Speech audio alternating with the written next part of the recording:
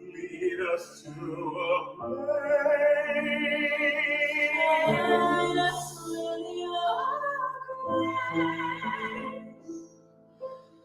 Give us faith that will be saved.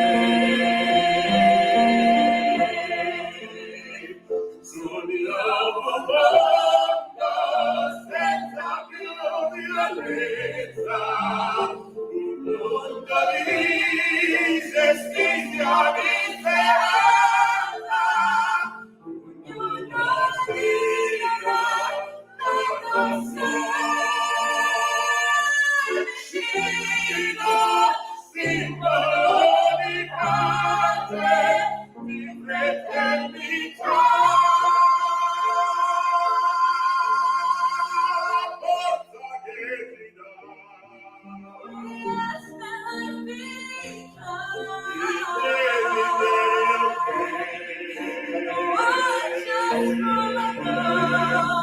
Uno trovi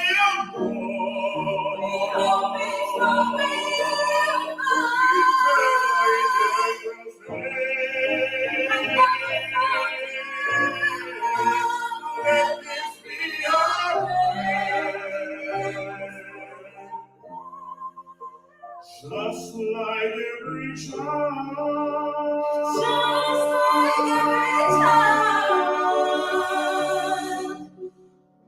To find a place, guide us with your grace. Give us faith that will be saved. And hide us in some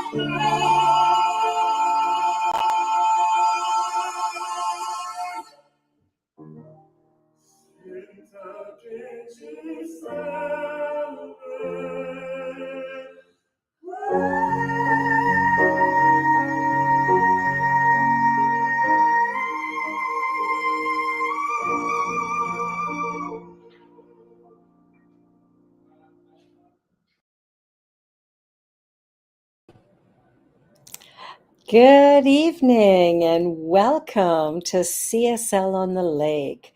Let us join together in consciousness as we begin our service this evening.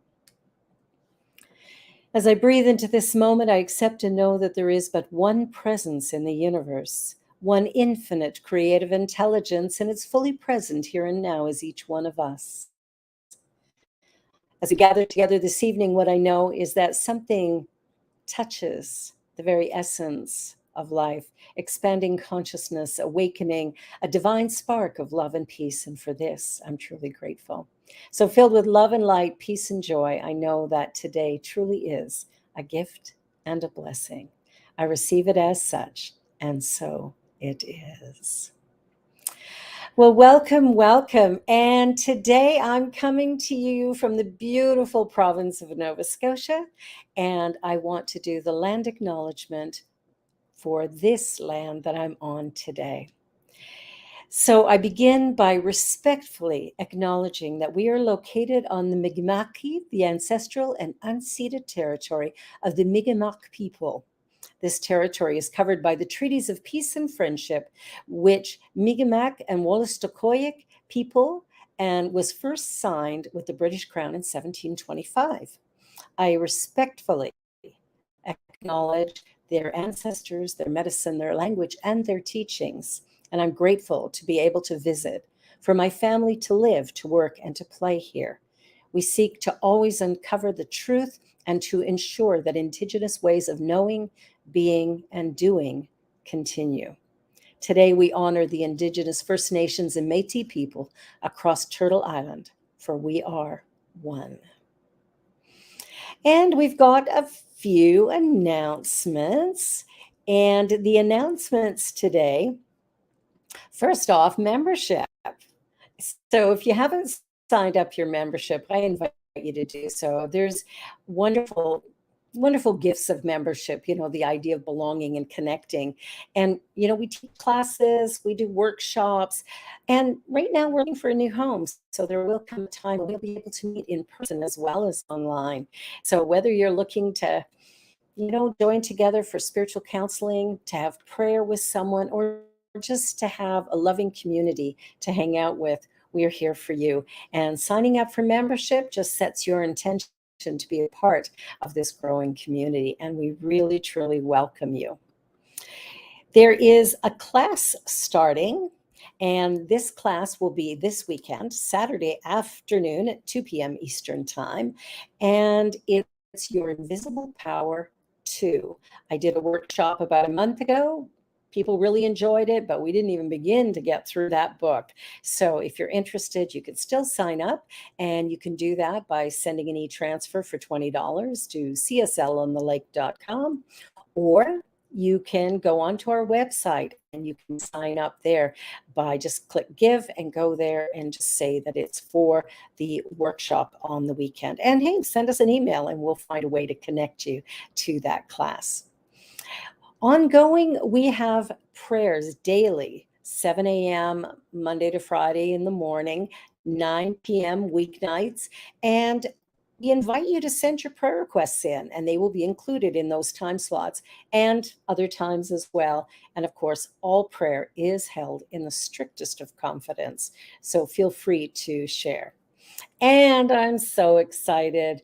My show on the New Thought Media Network every Friday, Joy with Rev B, Just One You, every Friday, 3 p.m. Eastern Time, Facebook and YouTube. An opportunity for a conversation to get to know someone or something different. And so I invite you to join in. It's 1 hour from 3 to 4 p.m. Eastern, and it really is informational and hopefully inspirational as well. And that ends our news for today. I'd like to share with you now our Declaration of Principles. We believe in the control of conditions through the power of the mind. We believe in the eternal goodness, the eternal loving kindness, and the eternal givingness of life to all. We believe in our own soul, our own spirit, and our own destiny, for we understand that the life of all is God. And now, Climb with Geneviève Trudel.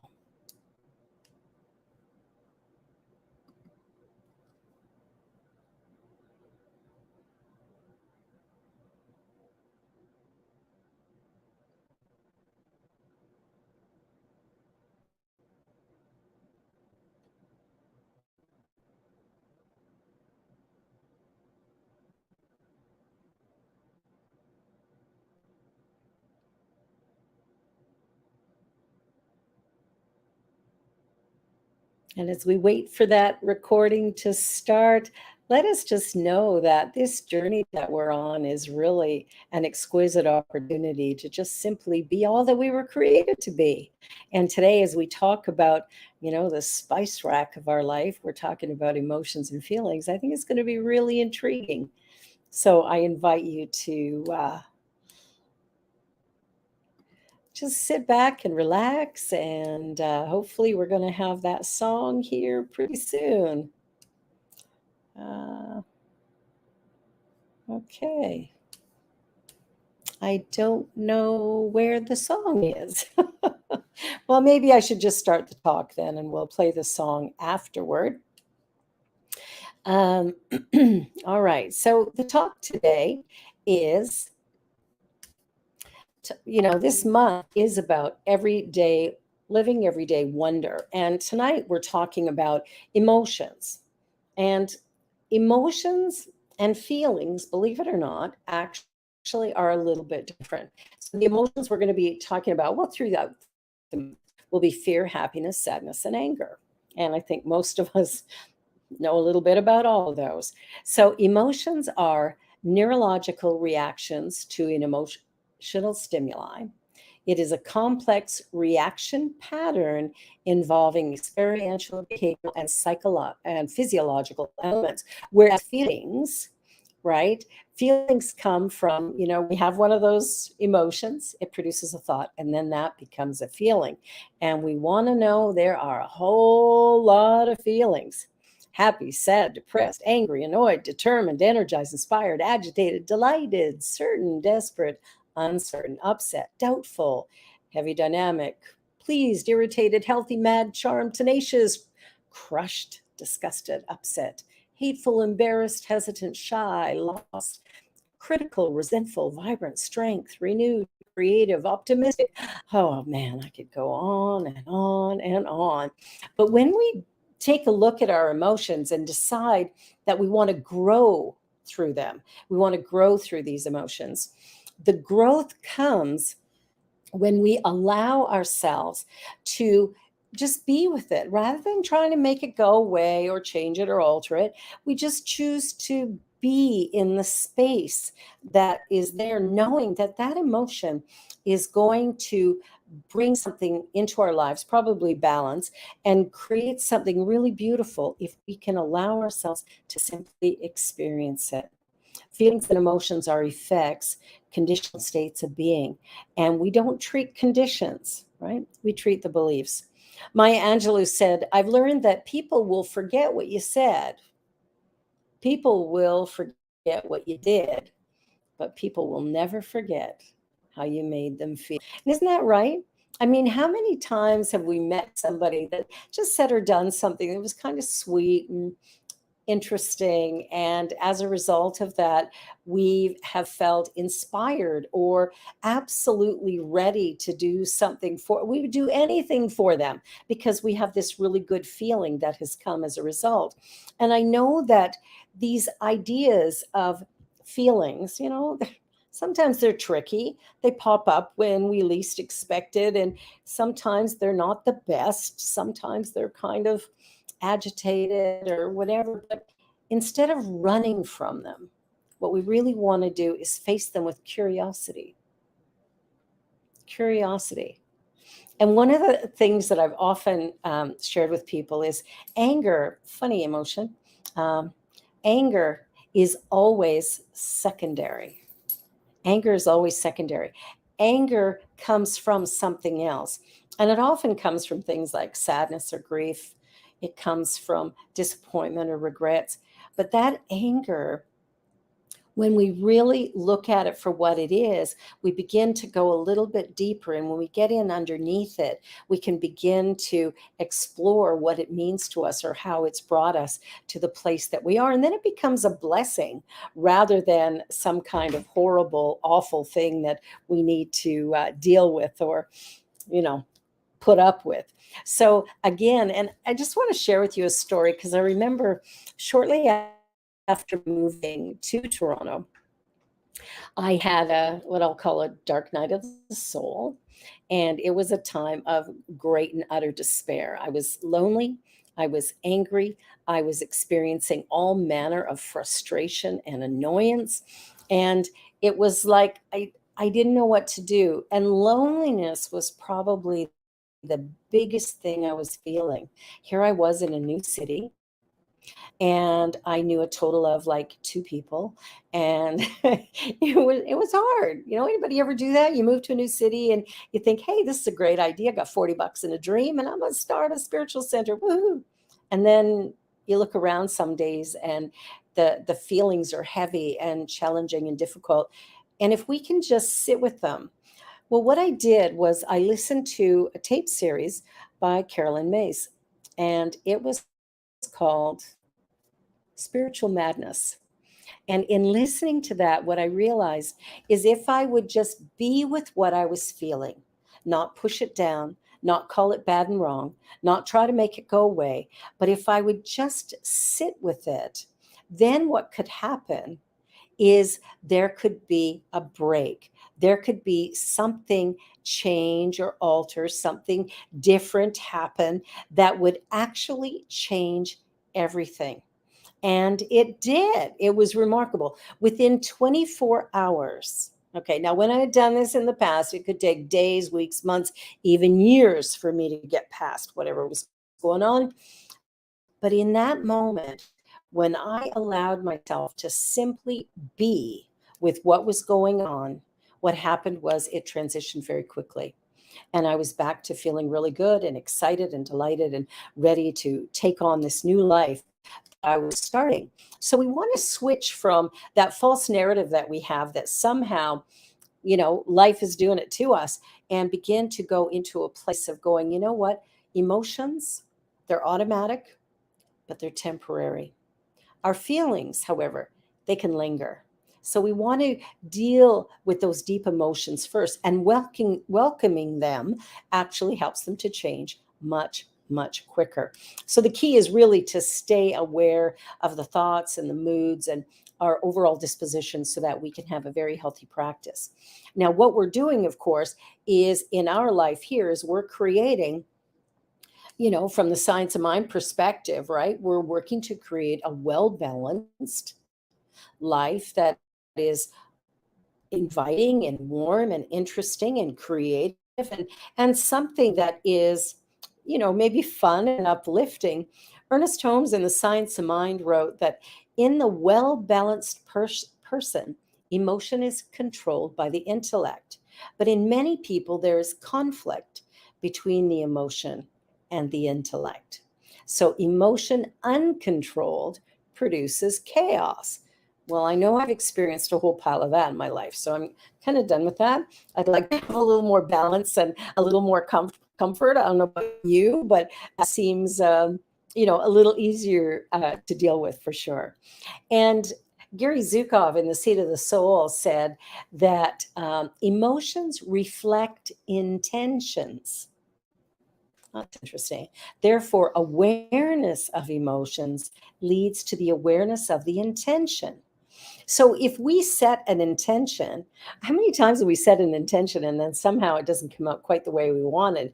And then we're frustrated and annoyed and, oh my goodness, but I thought this was going to happen and that happened. And we get all jumbled up. And I think the journey that we're on, if we really come to understand our presence and the power of God in our lives, we can begin to change everything so that things work a little more harmoniously, easily, and beautifully. Something that is warm and inviting and creative, and just bring that inner journey in alignment with what it is we seek in the outer effect, the manifestation.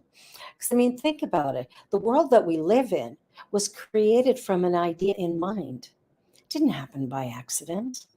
Each one of us is putting our consciousness into the global consciousness, creating a world that is unfolding however it is. Now, if it's something I really like and I enjoy and it's powerful, positive, and productive, I'm a happy girl. If it goes against what I wanted, then sometimes not so happy. But what if we were to change that? What if we changed it and went, you know what? I am ready. I am ready to live my life on my terms. And I'm going to do that by creating joy and harmony as much as possible, as often as possible. And sometimes I know, sometimes it gets to be a little bit challenging. There's something going on that is not quite what we had in mind, and it's figuring out how to deal with that. Eric Butterworth in Spiritual Economics wrote, "Nothing else can satisfy or fulfill unless you enjoy the freedom that comes from control of your inner world of mind and emotions." See, we do have the ability to control the experiences that we're having by looking at what it is we think about, what it is that we have decided about any given thing. What are we doing, right? If we're naming everything bad and wrong, if we're naming everything difficult and challenging, I used to call everything hard. My life is so hard. My journey is so hard. Life is hard. Yeah, I got to be right. It really was. All the words I was saying, the way I was thinking about the world, it annoyed and frustrated me more often than not. And guess what? My world annoyed and frustrated me, and that continued for a long time. But at some point in time, we can make a decision to change. Now, mine started with a spiritual epiphany, an awakening to God as love. This energy just kind of filled and poured through me and over me, and something new and brand new happened that changed the trajectory of my life from that moment forward. Now, that didn't happen by accident. That happened through an agreement to try something new. And sometimes, trying something new is a really, really good idea. Doesn't have to be difficult or hard, but something new can really make a big difference. So we come to understand that our emotions or our feelings, they're neither good or bad. They simply are. They simply are. They're reactions. And the way we act or don't act on our emotions will strongly affect our well being. That's the good news, because I can change that.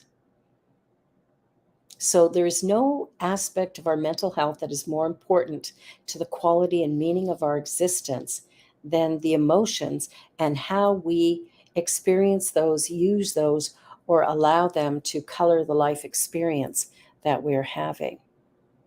Now, I know for myself that there have been days when I've shown up less than, how I would want to, or less than perfectly or whatever. And that's okay. It's being in that place of forgiveness, of allowing ourselves to look at what's been going on and how it's going on, and choose to do something different. And when we, look at sort of our feelings and emotions as, the spices of life, I mean, think about it for a moment. If we didn't have an emotion, there'd be no spice, there'd be no zest, there'd be no zeal, no excitement, no delight, right? So we got to add a little salt and pepper and paprika, and, oh, maybe if it's for my husband, a little bit of hot sauce or a lot. And we create something interesting and exciting. And it's the same thing with our journey with our friends and family and neighbors and the people that we come in contact with. As we discover each other's stories, as we begin to spend time with each other, it really does spice up our life by allowing us to begin to experience the world a little bit different, to look around us and see things in a new way, in a different way, something that is interesting and exciting. And we can begin to breathe some life into the relationships so that they're more interesting, more fun, because they can be. I know for me that, my daughter sometimes gets upset with me when we go for walks with the dog or whatever, and I smile at or talk to every person we pass. And she'll ask me, like, why do you do that? You don't know that person.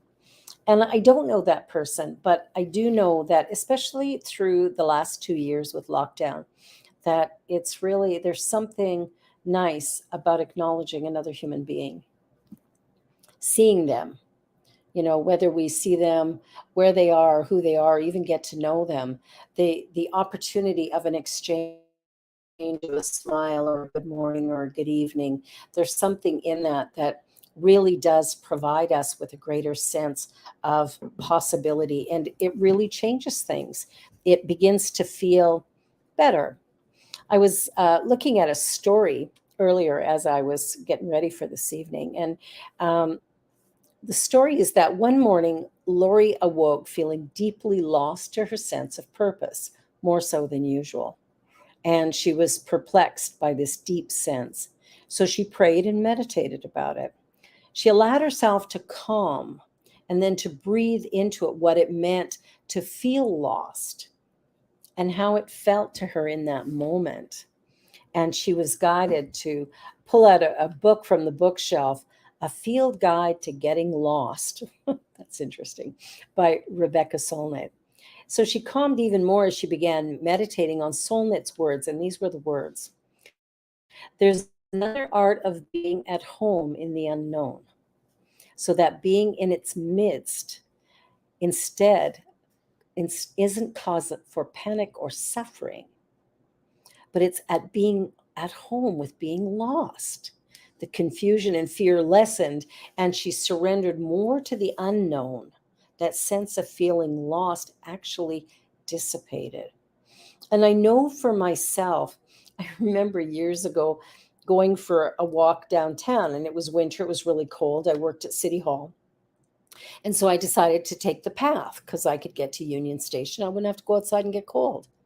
And there was something about being underground and not knowing where the exits were that caused a panic in me. And I hate to admit it, but I didn't calm myself. I didn't get okay with the unknown. I quickly searched for an exit and went above ground. However, today I might do that differently. Not sure. Maybe when I get back to Toronto, I'll check out the path again. But there's something about being in a space of unknown, not knowing what's coming, and how that can, kind of cause us some, fear or worry, a bit of panic, whatever. And if we can just stop, take a breath, quiet our mind, if we can just relax and just know that there is something more going on in this world. And I'll tell you, lately I've had some rather interesting experiences that have just, again, changed the way I view this manifest world and what I think it is. Because frankly, I don't really know what it is. I think it's just an effect that I've given power to. But what if I were to take that back? What if instead I spent my time going inward and checking in to see what might be true from a higher perspective, from a different understanding? It might change everything. And I invite you to consider that in the moment of feeling deep regret or anger or frustration, to just stop for a moment and take a breath and calm the mind.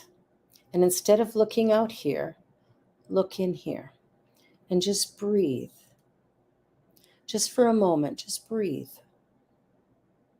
And know that whatever's going on, whatever's happening around us, whatever's happening in the world, it only impacts me or you to the degree that we resist it or allow it. And I know resistance, I know that one really, really well because I did that most of my life. Resisted everything I didn't like. If I didn't like something, instant resistance. Make it go away, make it stop, push it down, you know, anger, frustration, grief. No, make it go away. Can't go there. Tears want to come. I'm sure a few women could agree with this one. You're in the workplace and something happens and tears start bubbling up. Well, we know that's a sign of weakness, right? No, no, no, no. That's an old story. Tears are, for me, tears come all the time. I cry a lot. And I cry at moments that touch my heart. I cry when I see something really sweet and beautiful. I cry when I connect in deep ways with my children. I cry when, my husband and I share some moment that is profound. And I cry at weddings and funerals. And I just cry. And for me, years ago, if that would happen, and it often did, at work or wherever, I would feel like such an idiot. I would go, oh man, you're so stupid. You can't do this. You feel weak. You look weak. But the reality is, it takes great strength to just stand in it and go, wow, whew, let me feel this. And I remember years ago doing a memorial service for a dear, sweet man who had worked with me for many, many years. And when I did his service, I lost it. I'm standing trying to open the service, and tears are streaming down my face. And it was difficult to do those opening remarks because I loved this person, and this person had provided such great support to the church and great support to me, had always been there, always went the extra mile.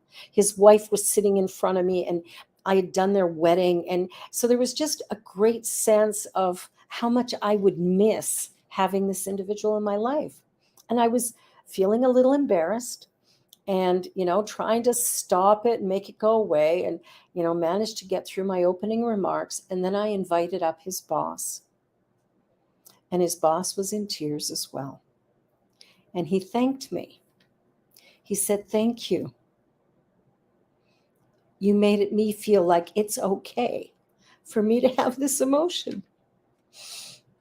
There I go.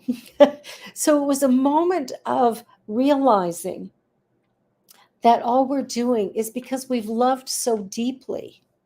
We've cared so deeply. We're connected so deeply to someone.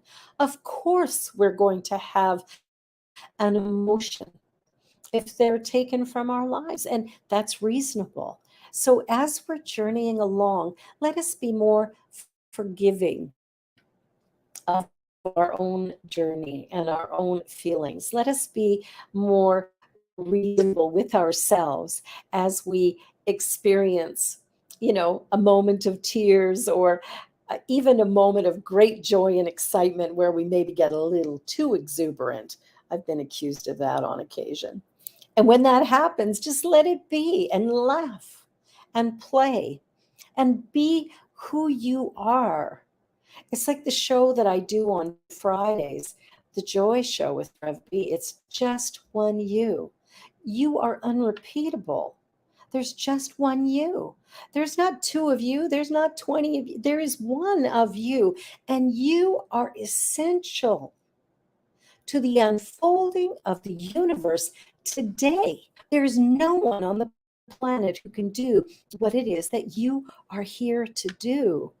And the only way you can do it is to allow yourself to fully express who you are, moment by moment. It's the only way that the world can fully express beautifully and perfectly, is by you giving you to it. And so when we resist and when we hold back and we limit ourselves, we haven't done ourselves a favor, and we certainly haven't done humanity a favor. It's up to us to really shine and to show ourselves for who we really are. And we do that by going within first.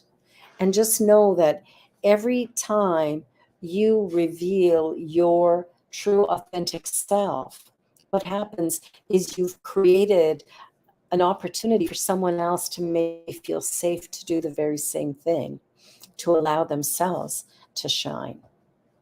I remember years ago when I was in the church where I had my spiritual epiphany, and they had asked me to speak. And I'd never done that before. This was all new to me. And I was invited to go to a missionaries conference. And so I went there, and I was asked to come back and report about that event. So I did that. I came back. I was supposed to speak for about 5 minutes. And there was two other women with me. The three of us would each do a presentation. The first woman got up and did her presentation, and she said, "Yeah, it was really great. I had a nice time." And she went and sat down. And I was really confused because I had my pages of notes. I thought, wait a minute. And I was sitting with my husband's Nana, and she goes, "No, no, no, it's okay. You just do what you do. Don't you worry about what they do." That was a really powerful message. Do what you're prepared to do. Do what you feel called to do. Do what it is that's before you. And don't worry about anybody else, what they're doing or not doing, or how they're doing it, because you are the only one who can do what it is that you are here to do. Hope that made sense.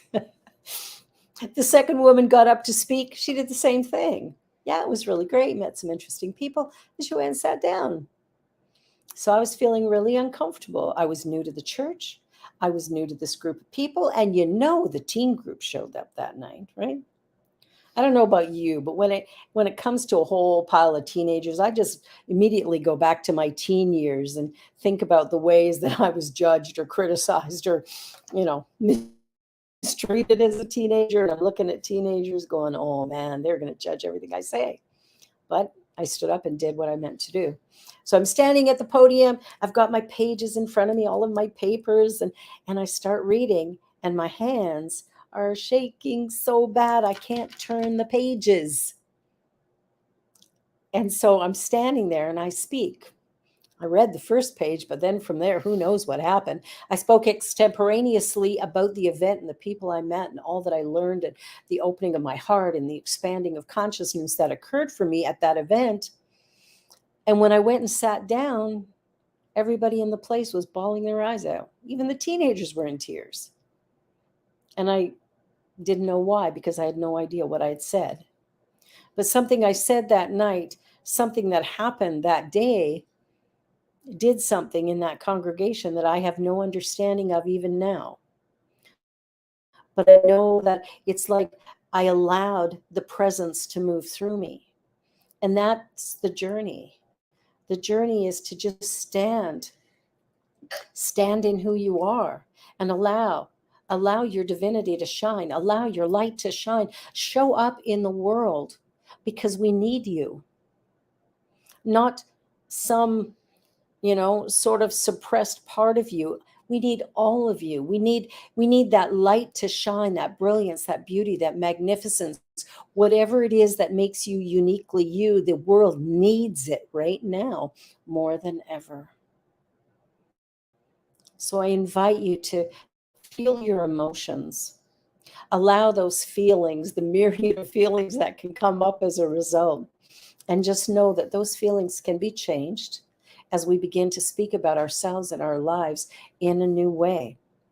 And we can do that by honoring who we truly are, the essence of us, the beauty of us, the magnificence of us. You were created perfect, whole, and complete. I was created perfect, whole, and complete. And as I love myself enough, that gives me the energy and the ability to give love into the world. And so by loving me, I can love you. And my hope is that you will love you enough that you will be able to love me back. It is in the spreading of love, in the opening our minds and hearts, that we begin to change the world in which we live. And for that, I am truly, truly grateful. Spice up your life by sharing your unique light, your divine gifts. Begin now. We'll now go into a time of meditation. I am so blessed. I am so blessed. I am so grateful for all that I have. I am so blessed. I am so blessed. I am so grateful. I am so blessed. It is in the fullness of life that I find strength and wisdom, passion and purpose. It is in the divinity of this experience that I notice my feelings, my thoughts, my belief system. I awaken to the depth of all that I am by exploring this journey in a way that allows me to fulfill my destiny. God is here being me, fully present, fully available, fully active. And whether I call it God or spirit, first cause, universe, whether I call it infinite light or love, it is an energy that permeates everything everywhere. It is an energy that is filled with potential and possibility. It is all powerful. It is with that power that I move forward today, awakening myself to a greater sense of grace and possibility, love and ideas that expand me beyond what I had ever thought possible. I begin today with an awareness of my oneness with all life, an awareness that I have within me little something that this world needs right now. And it is my responsibility to give it with love, to give it with gratitude, to give it with a sense of deep appreciation, knowing that as I shine, the world around me is lifted, the world around me shines, that something beautiful, remarkable, and outstanding results. So today, my heart is filled with gratitude. I see the ease and the joy of life as I allow it to express whatever it is. I honor the tears. I honor the emotional state any given day happens to bring, and I honor the feelings that come with it. And what I know is that my belief system has brought me here, that my experiences have brought me here. And today I choose to live with love and laughter, peace and grace, and to move into a new experience, fulfilling my divine destiny. With gratitude, with grace, with love and appreciation, I release these ideas into the law of mind. And I know it is done. All is well. And so it is. I am so blessed. I am so blessed. I am so grateful. I am so blessed. I am so blessed. I am so blessed. I am so grateful for all that I have. I am so blessed. I am so blessed. I am so grateful. I am so blessed. And it is in that blessing that we move forward today. Oh, I'm so grateful to be with you and to share this time together. And it's that time in our service when we give back of our good. And so I invite you to say with me the offering affirmation. I think we have a slide for it. Yes, we do. Together, please. Divine love consecrates my gift. It goes forth to heal, to bless, to prosper. It is evidence of my conviction. It does its good and perfect work and returns to me multiplied abundantly. And so it is. And you know, there's many ways that you can give to CSL on the Lake. You can give by e-transfer to revb@cslonthelake.com. You can go to our website and go to the give link, and you can give through Tithely that way, which is a really easy way to give. And of course, you can always mail us a check at Center for Spiritual Living on the Lake, 38 Kootenay Crescent, Toronto, Ontario, M1J1R7. And just know that all donations are tax deductible. And one of the things we're doing right now is we have our Founders Club, and that is going to June. Every donation you make from when we started to the end of June will all be added up together, and that will be the amount of your contribution to the Founders Club. And just know that everything you give offers us the opportunity to expand what we do and to really take Science of Mind to a brand new place and in a great new way. So I'm truly, truly grateful for all that you do. And yes, all donations are tax deductible. Now, following the service today, we will be on Zoom so we can have a chat. We've got some questions we might want to ask or get some answers to, or maybe you just want to say hello. So please stick around after, just switch yourself over. And if you need the link, just put a note into your comments saying, send me the link, give me your email address, and we'll send that off to you straight away. And now to close our service, we have a piece of music by Geneviève Trudel called Thank You for the Music.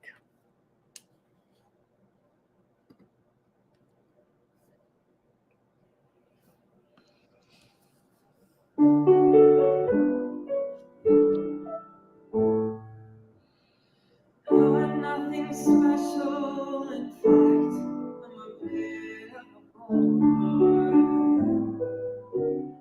If I tell a joke, you've probably heard it before.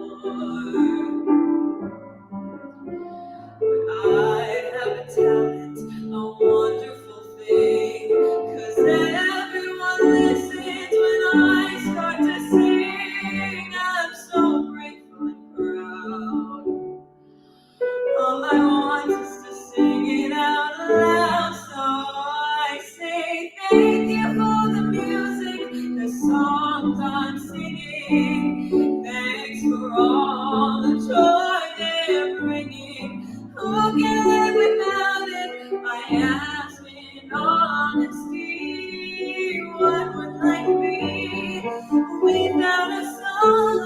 dance, what are we? So I say thank you for the music, for giving it to me.